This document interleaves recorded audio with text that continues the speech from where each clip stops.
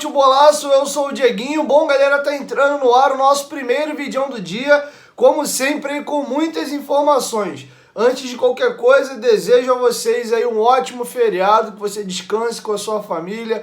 É uma data aí reflexiva, né? Dia de finados para pessoas que perderam aí pessoas próximas. Viemos recentemente de uma pandemia, então que esse dia seja um dia de descanso para você e que Deus conforte seu coração, caso você tenha perdido algum parente recentemente.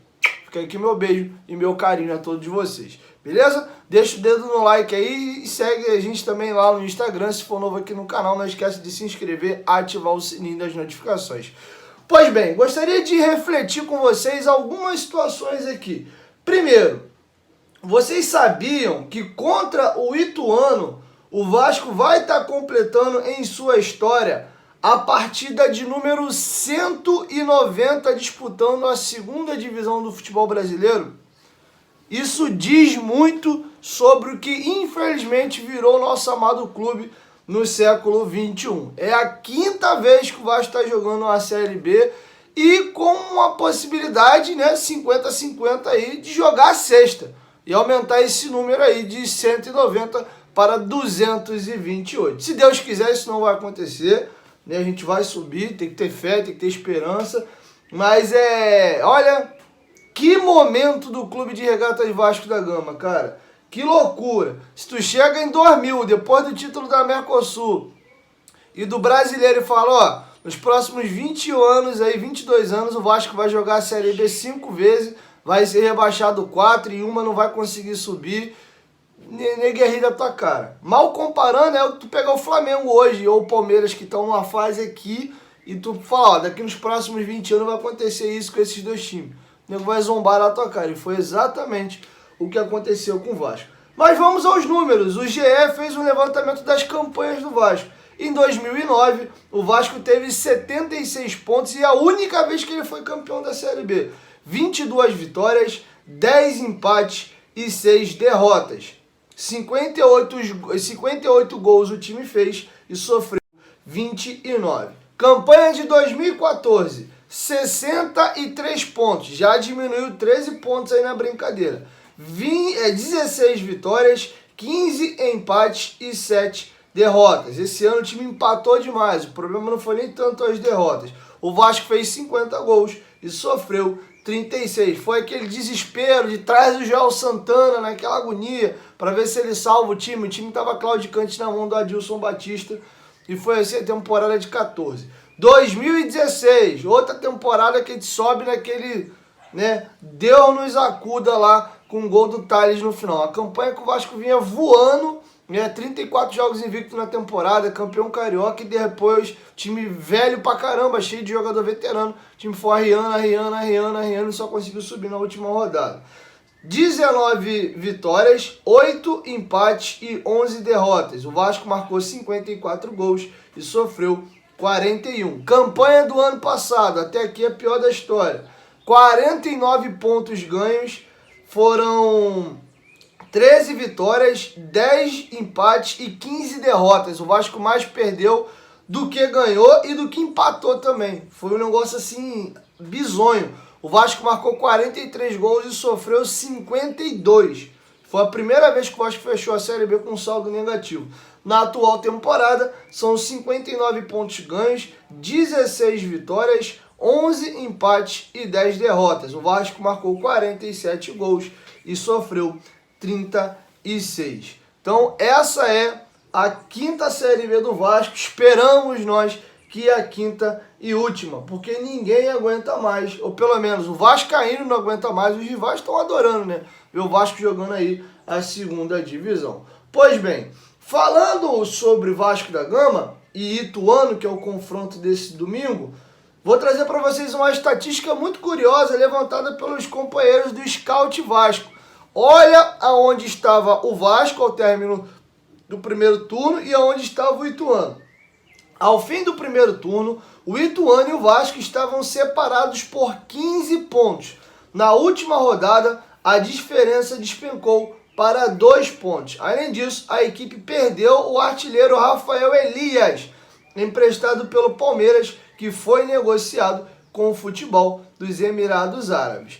O Ituano estava brigando por zona de rebaixamento, a 15 pontos do Vasco. O Vasco termina o primeiro turno na segunda colocação, até relativamente próximo ainda ali o Cruzeiro com chances de título. No segundo turno, o Ituano é campeão da Série B, né, de forma simbólica no retorno, com uma rodada de antecedência, tem 37 pontos, tirou 13 pontos do Vasco e agora a distância é de apenas 2. Salvo engano, a última vez que eu olhei, vou até ver direitinho se talvez eu trago no próximo vídeo. O Vasco hoje, se fosse considerar a campanha só do retorno, o Vasco seria o 12º colocado da Série B. Uma campanha, assim, vexatória do Vasco no segundo turno. E eles ainda perderam o artilheiro deles, que é jogador do Palmeiras e foi agora negociado com o futebol árabe. Quem tá dando o ar da graça por lá é o Vinícius, um jogador que o Vasco emprestou aí no meio da temporada, e o Vinícius agora é titularíssimo deles lá, fazendo gol, dando assistência em todos os últimos jogos, mas ele é desfalque. Segundo a ProGE, o Ituano tem que pagar R$1 milhão para poder colocar o jogador em campo, e o Ituano não tem essa grana. Inclusive, o técnico deles, o Carlos Pimentel, deu uma entrevista coletiva ontem e ele disse o seguinte sobre aí o desfalque do Vinícius: não tem chance dele jogar, mas vamos fazer uma vaquinha, vamos tentar com todo mundo, mas passando brincadeiras à parte, não tem chance. Realmente é um valor que, se não me engano, só uma vez foi pago no futebol.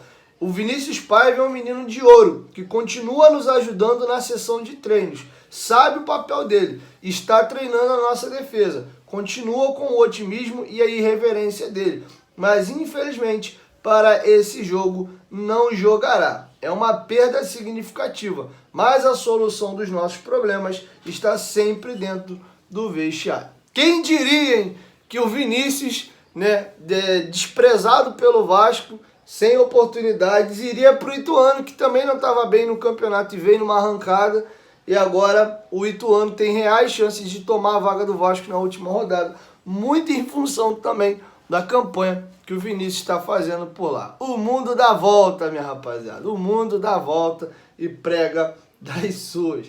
Quem diria, cara, quem diria?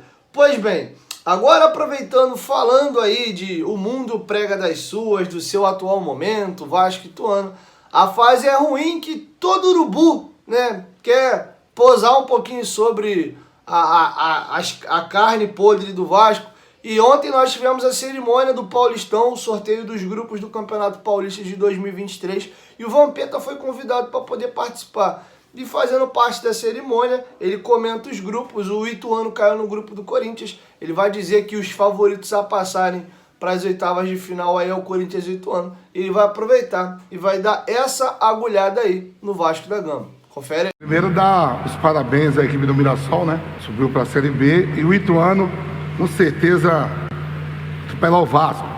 Subiu para a Série A. Então vai dar grupo difícil ali com o Ituano, vai dar Corinthians e Ituano ali. Infelizmente, o Vasco se colocou nessa situação e mais uma vez aí deixar a indignação com mais uma temporada pífia apresentada pelo Vasco sob o comando de Jorge Salgado. Reitero mais uma vez, ano que vem temos eleições e que o vascaíno não esqueça do que foi a gestão de Jorge Salgado, principalmente no que tange o departamento de futebol. O Vasco teve sim muitos avanços aí na parte administrativa, o marketing está sendo bem tocado pelo Vitor Roma, a parte aí, né, das redes sociais, a Vasco TV está indo bem com a galera da comunicação, mas o futebol é o coração do clube e é uma tragédia sob o comando de Jorge Salgado. Se o Vasco não tiver memória, né, a gente não comete esse erro mais. Beleza? Vamos virar a chavinha agora e um vídeo que, olha,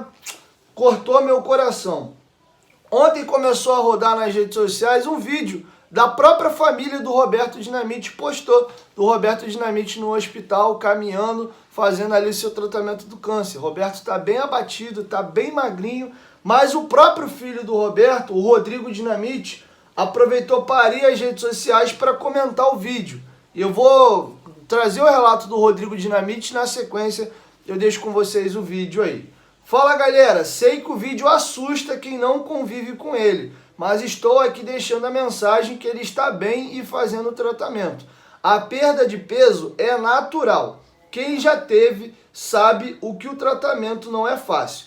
Mas se Deus quiser, já já ele vai estar de volta com todos. Que Deus te ouça, Rodrigo, que seu pai saia dessa, mas dói muito pra gente ver o Roberto nessa situação. Eu só tô postando vídeo aqui porque a própria família colocou e já estava circulando em todos os veículos de comunicação, então da minha parte como comunicador é trazer informação. Mas fica uma dica, não coloca mais essas imagens não. Vamos preservar a imagem do seu pai bem. No máximo, traz um boletim, ó galera, Roberto tá assim, tá assado, melhorou e tal. Mas, poxa, a gente vai ficar com essa imagem aí. Pra você ter uma ideia, eu coloquei o vídeo ontem no Instagram. Cara, o que tem de gente repostando e marcando o meu arroba, eu nunca vi. A quantidade de compartilhamento. Então é um negócio assim muito grande. Porque a galera ama, gosta muito do Roberto. É o maior jogador na nossa história, provavelmente sempre vai ser. E independente, né? Um ser humano também. A gente, quem tem coração, né? Porque tem gente hoje que parece que nem coração mais tem dentro de um peito.